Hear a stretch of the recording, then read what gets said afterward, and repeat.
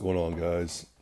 First of all, I just want to go ahead and say that this has taken some effort. I've been kicking this idea around for a while now, and been a little nervous, but had some pretty good feedback, and some people telling me I should do it. So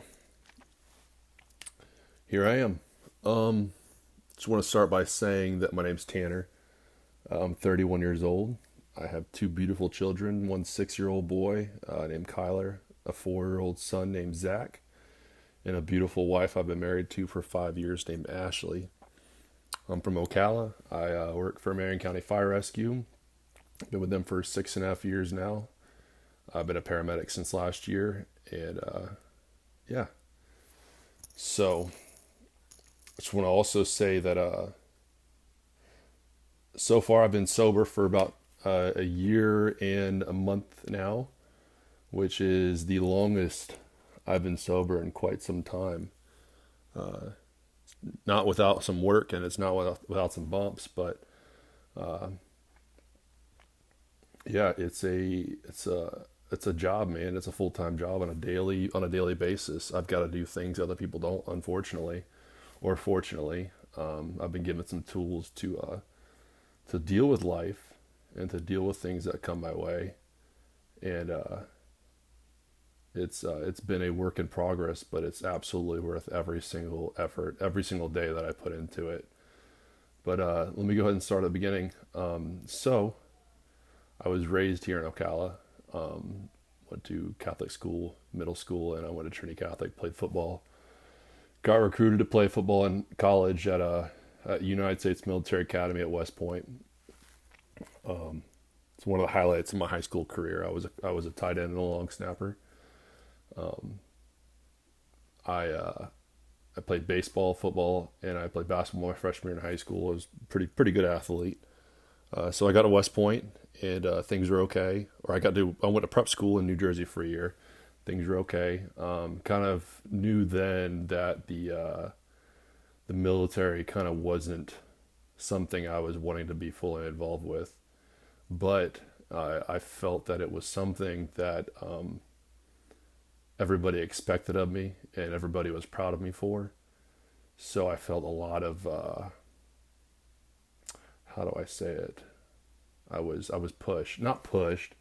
I felt a lot of pressure. Felt a lot of pressure to live up to everybody else's standards and not my own.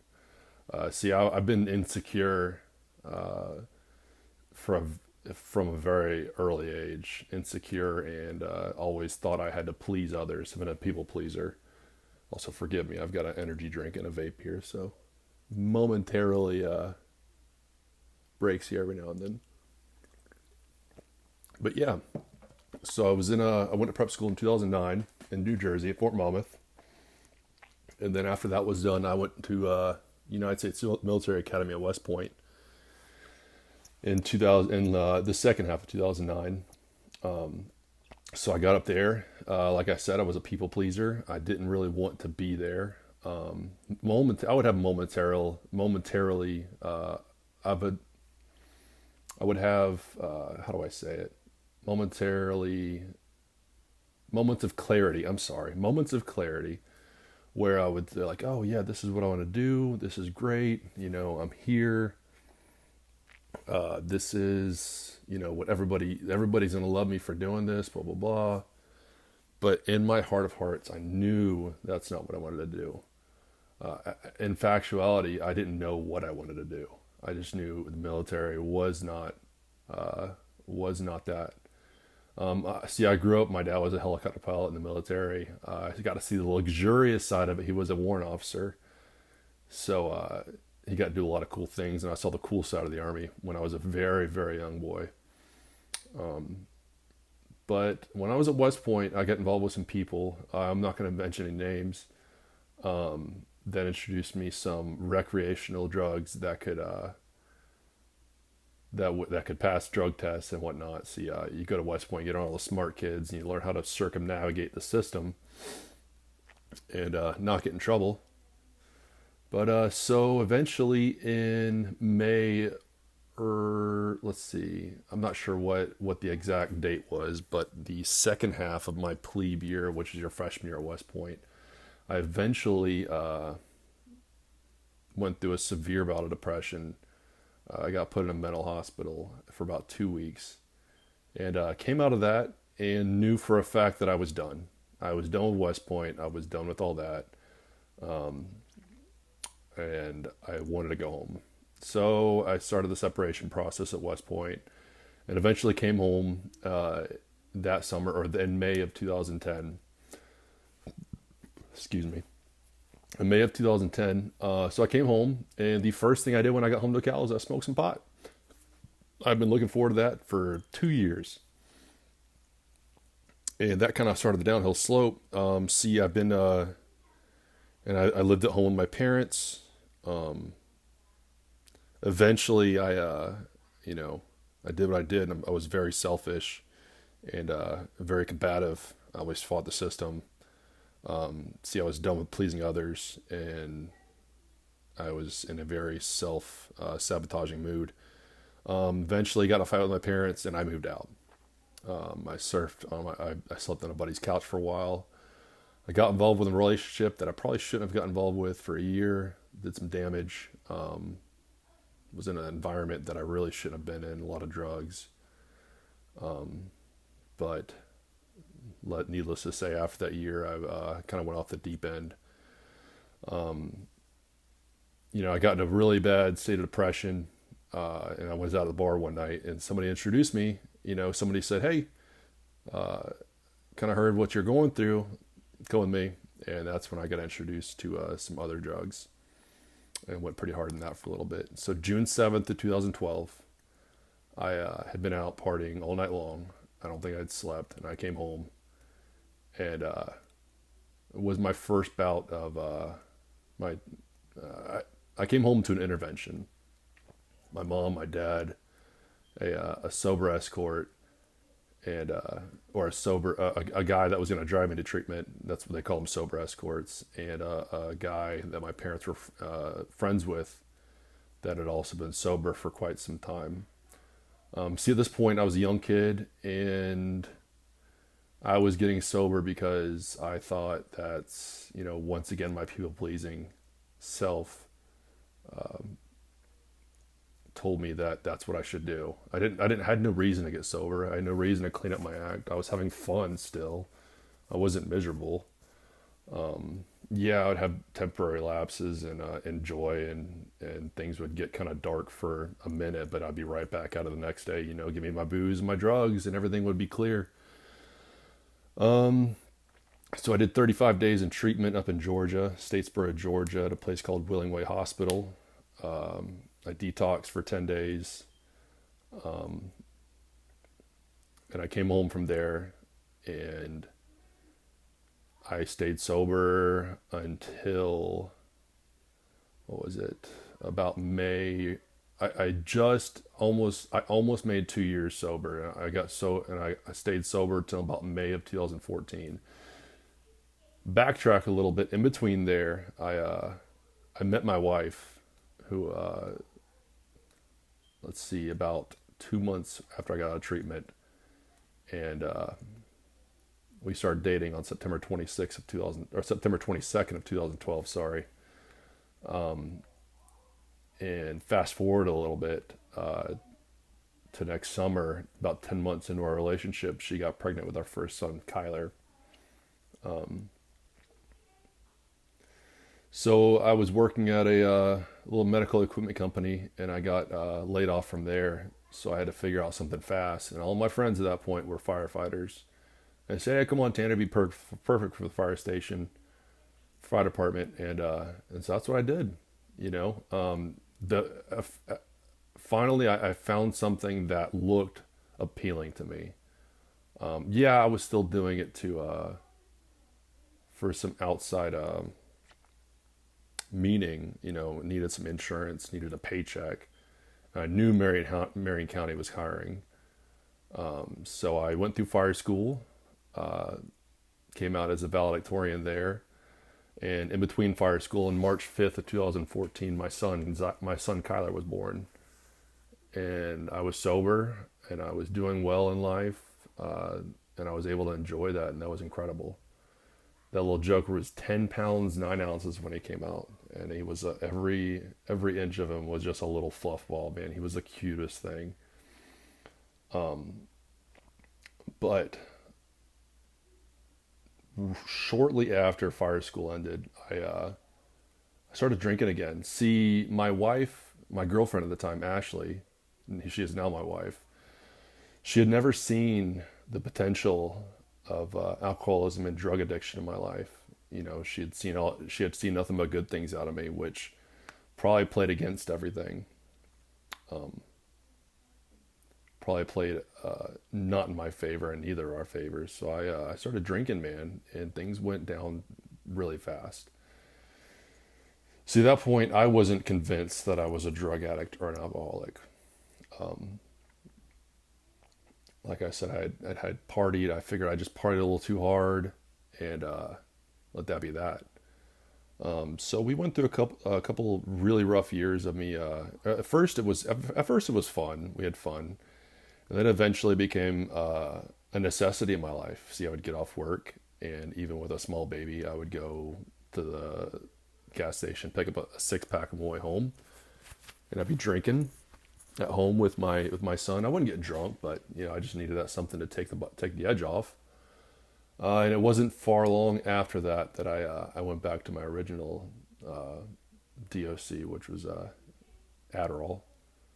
And it wasn't long after I got prescribed that I was right back to using it hard. So about oh around Christmas of 2015, we found out we were pregnant with my second son, Zach, and I wasn't sober at that point. I had bouts of sobriety, 6 months here, 7 months there. I would get everything back, and then I would self sabotage, and I'd go right back to what I was doing. So fast forward a little bit. My son Zach was born on July 14th of 2016, or July 12th. I'm sorry, July 12th. Pardon me. Gosh, it's the 12th or the 14th. I think it's the 12th.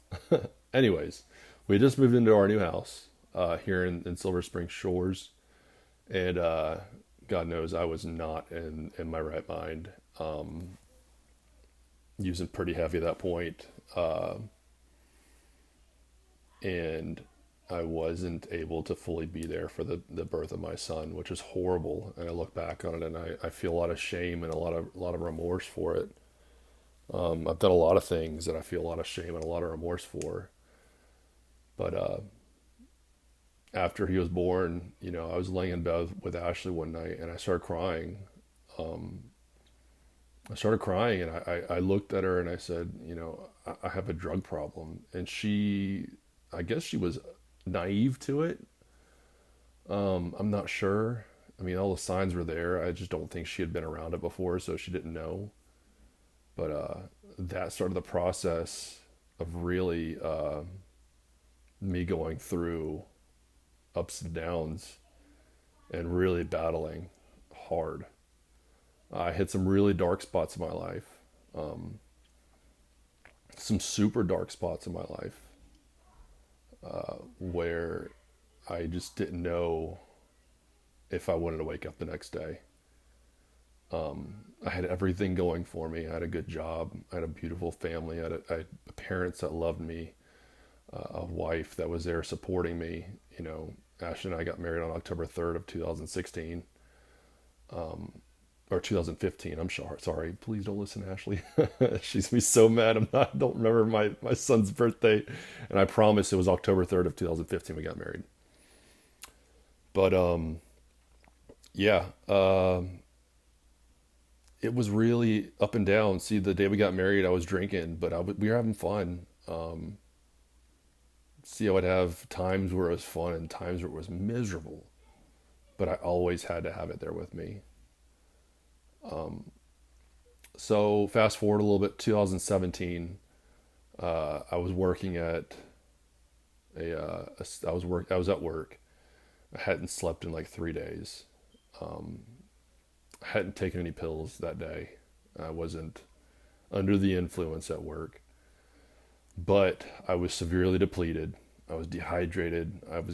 I usually weigh 250 to 260 pounds. I was under 220 pounds, which for me, I know that doesn't sound like a lot, but for me, that's extreme. I lost all color in my face. My face was sunken in. My eyes were beet red, and I went to, I was having a conversation with our driver because at that point my wife wanted to leave me. My wife was about to leave me, and just everything was falling apart. And I was talking to our driver one day, checking out the engine, and I was riding backwards that day, and he was telling me because he had been through divorce before, and I was like, I don't know what I need to do, blah blah blah. And then he looked at me. He's like, "What do you need, Tanner?" And I was like, "It's like verbal diarrhea. I just can't even explain it." I said, "I need to go to rehab." And at that point, I went to my lieutenant, and I closed the door behind me. I had my sunglasses on because I didn't want anybody to see how red my eyes were. And I said, "Hey, LT, I need to talk to you." And he said, "Come on in, shut the door." And I said, "LT, with all due respect, if you and I got in a fire today and you went down, I cannot promise that I would be able to get you out." He said, "All right." He goes, "I appreciate your honesty." He goes, "What do we need to do?" I said, "LT, I need to go home and handle some business." So I went home. I made some phone calls. I got into a detox a couple of days later. In the meanwhile, I was at home, kind of doing my thing, my last rodeo, and made into detox a couple of days later down in Orlando, and then I went to treatment for another 35 days in Delray. Got out of Delray, and stayed sober for a couple of months. Relapsed in January. Went back to detox of in January of 2018, or no, let's see. This was okay. Let me backtrack a little bit. All this was in 2018. In September of 2018, I left work and went to treatment in Delray. My sober date then was September 11th, and I figured as a firefighter that meant something, and I'd be able to stay sober because of it. But you know, I can't count my chickens before they hatch. And I stayed sober for maybe 3 months. Relapsed in January. Um, was in and out. I got about 7 8 months, and then things started to fall apart again in August of 2019. And that things got really bad. And I'll be completely honest with you. I lost my children. My wife got DCF involved for good reason. I was in no suitable shape to father my children or be around them. So September 13th, I was actually supposed to go to I had a ticket purchased to go to my brother's wedding in late September of that year. And instead, I called the airline and said, "Hey, I need to switch that ticket. Is there any way that I could, use the money from that ticket in order to go to get a ticket somewhere else?" And I found myself in the IAFF Center of Excellence in September 13th of 2019. And honestly, I've been sober ever since. But so I'll go on to say that every other time I've been in treatment, it's been like one of those I've got to be the best at it type deals. In Delray, I was the president of the community down there, and in Willingway, I was, I had my stuff together, and when I went to the IAFF Center of Excellence in Maryland with my brothers, that was a completely different experience for me. It was humbling. So I got there in about 4 days of no sleep, using some hard drugs, some super hard drugs, stuff I'd never gotten into before until this time. So I got there and I was intaked. And I'll tell you what, man, I was immediately surrounded by love. It was a brotherhood. I was in my element. I was with people that knew what was going on through my head. I hadn't eaten. I hadn't slept. I was so dehydrated they couldn't even get blood from me. And I'll tell you what, man, I slept on a recliner for 4 days. For 4 days in the detox unit. And there was a gentleman by the name of Ray who was a battalion chief out in Oregon who every time I woke up, I had food by my bed. I had a water bottle there, and he made sure I ate and he made sure I drank. My brothers took care of me. Sorry. Oh, man. And for once, I felt like I had a shot.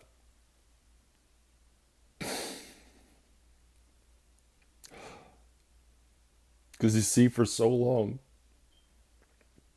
I was convinced that my family would be so much better off without me, whether it be dead or alive.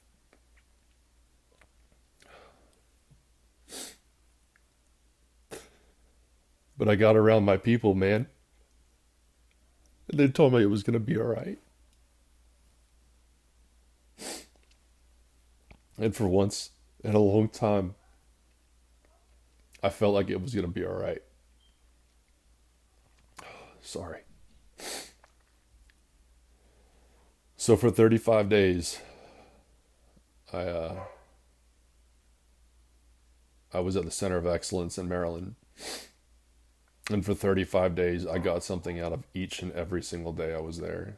The therapy was great, but the best therapy. Sorry, my dog's barking in the background. The best therapy that I received was from the conversations outside of the buildings, playing cornhole with my bros, with my brothers.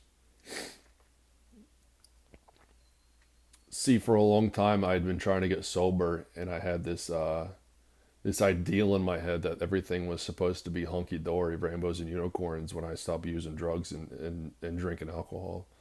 But that wasn't the case. This time around, I had to throw out every single preconceived notion that I had of what sobriety should look like and understand that just because I get sober doesn't mean that life stops happening.